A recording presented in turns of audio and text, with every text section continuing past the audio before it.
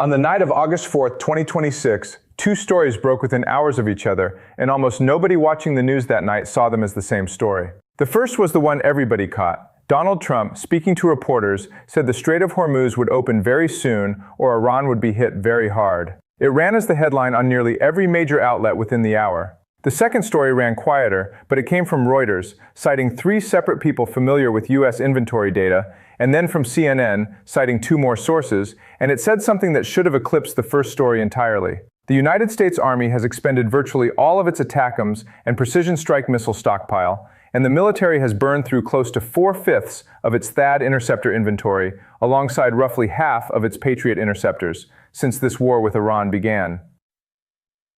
The Pentagon disputed the specific figures immediately and forcefully. Defense Secretary Pete Hegseth called the reporting not true on social media, but even the more conservative independent estimate, published by the Center for Strategic and International Studies just over a week earlier, put Patriot depletion at around 65% and THAAD depletion at closer to 40%.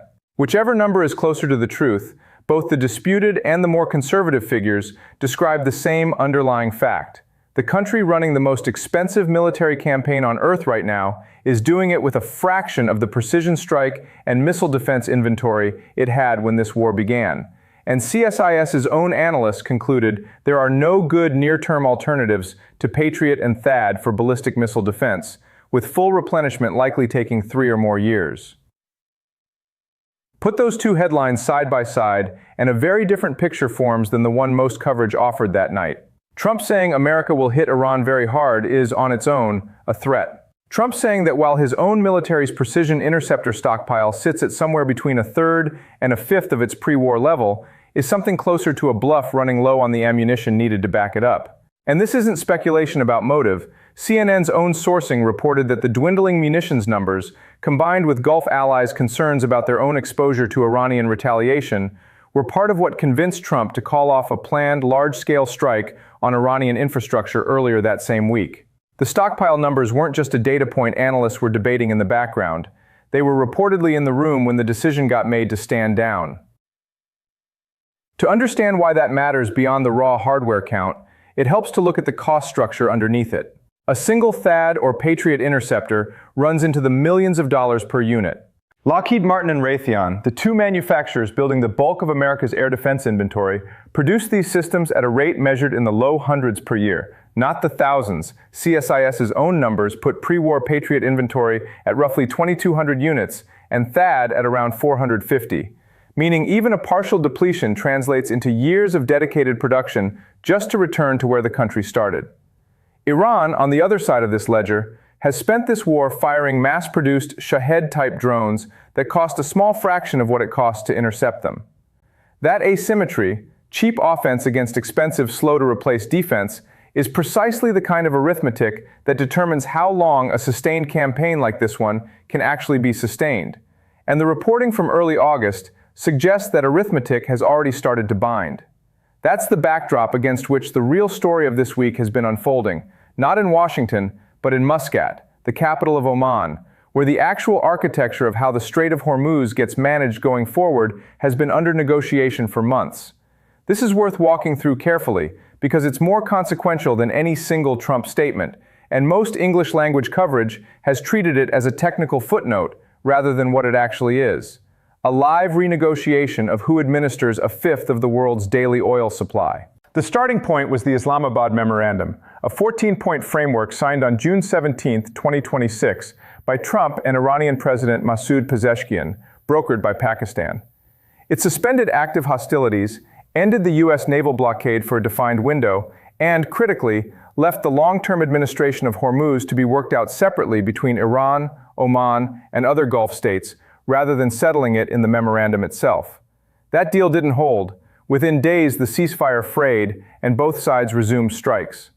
But the Iran-Oman track kept running underneath the shooting, and by late June, Iran and Oman had jointly announced they would study what they called maritime service fees for vessels transiting the strait through a formal working group, insisting the two states held sovereignty over how the waterway would be run.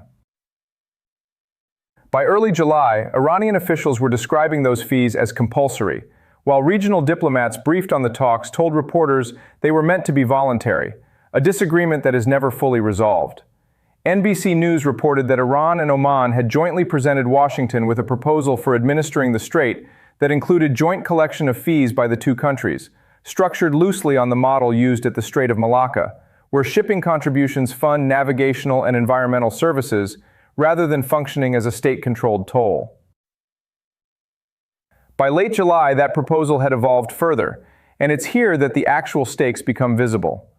Oman put forward a plan describing 3 separate transit lanes through the strait, one running through Iranian territorial waters, one through an international lane, and one through Omani territorial waters, a structure clearly modeled on Malacca's own multi-lane system. Iran's side, led by parliamentary speaker and chief negotiator Mohammad Bagher Ghalibaf, rejected a straightforward 50-50 division of that route map, according to conflict trackers at the Institute for the Study of War, who noted that Iranian officials have consistently treated formal recognition of their control over Hormuz as a matter of core leverage and deterrence, not a negotiable side issue. Al Jazeera's reporting from Tehran in the same window describes several unresolved points of contention. The exact trajectory ships would be required to take, who sets the fee structure, who has ultimate authority to define the arrangement, and, notably, who handles mine clearance, which by most accounts would fall to Iran, since Iran is the party that laid the mines in the first place.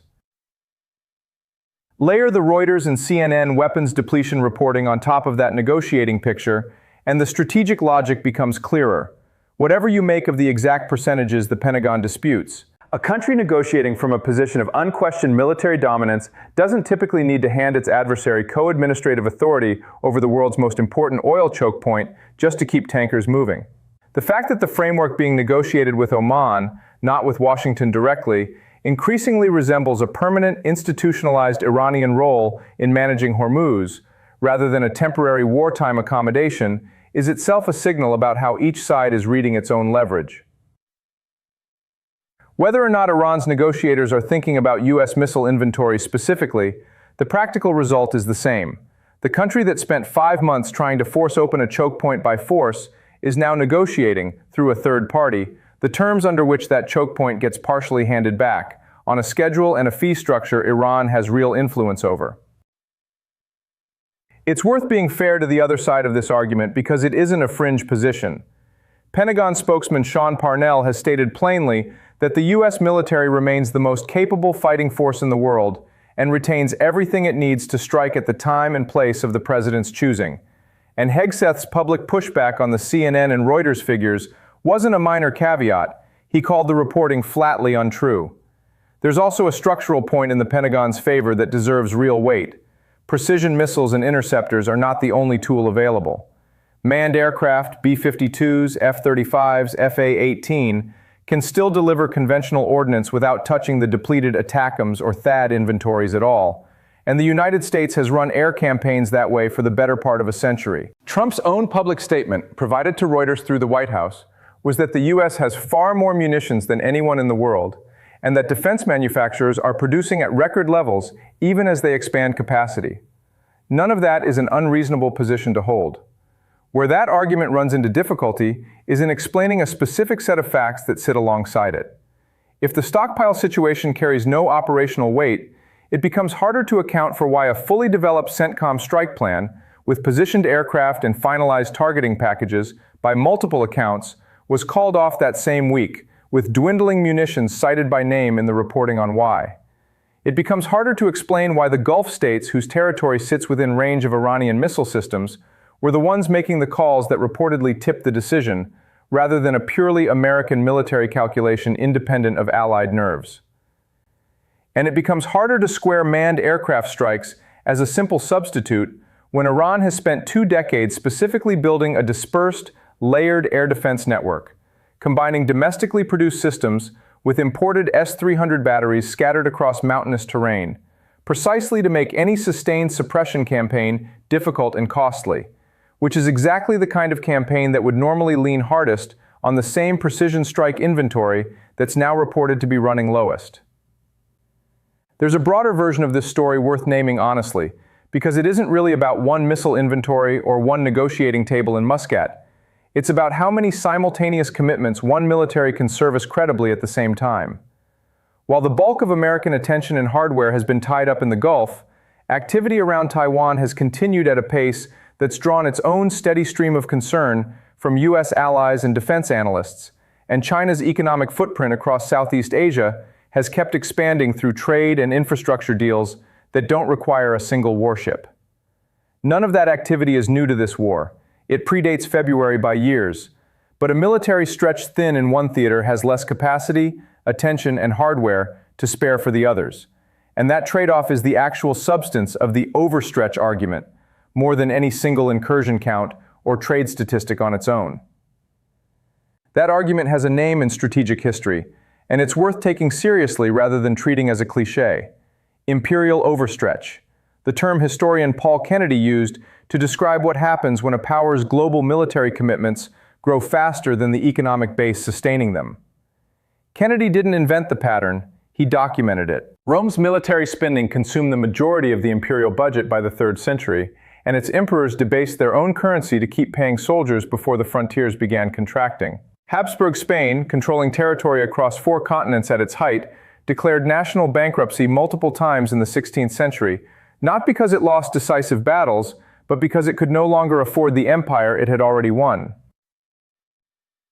Britain's post-war debt reached roughly 2.5 times its GDP, and the withdrawal that followed, India in 1947, the pullback from commitments east of Suez in 1968, came from financial exhaustion, not military collapse on any single battlefield. None of these powers believed in the moment that the pattern applied to them. That's the actual point of raising the comparison. Not that the United States is Rome or Habsburg Spain, but that the mechanism Kennedy described, resources spread thinner across more simultaneous commitments than the underlying economy can comfortably sustain, is a pattern with real historical precedent, and one worth weighing honestly against the specific verified facts of this particular week.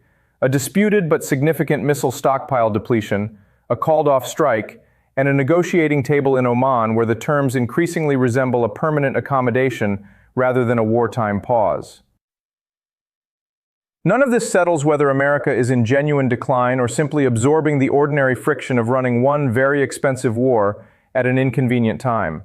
But it does clarify what's actually worth tracking over the days ahead, rather than which quote from Air Force One leads the next news cycle. Whether Iran and Oman move toward finalizing the fee and lane framework or keep it deliberately unresolved, since delay itself functions as leverage for whichever side believes time is on its side. Whether Washington's public objection to any Hormuz fee structure, repeated forcefully by both Trump and Secretary of State Marco Rubio, continues or quietly fades from official statements, since silence on a specific sticking point is often the first sign a government is preparing to accept it. And whether the actual production numbers coming out of Lockheed Martin and Raytheon's newly announced expansion deals for Patriot and THAAD rocket motors start closing the gap CSIS has already measured, or whether that gap keeps widening faster than new interceptors can roll off the line. Those 3 threads, tracked over the next several weeks, will tell you far more about where this actually settles than any single sentence delivered to a camera at a golf resort in Southern California.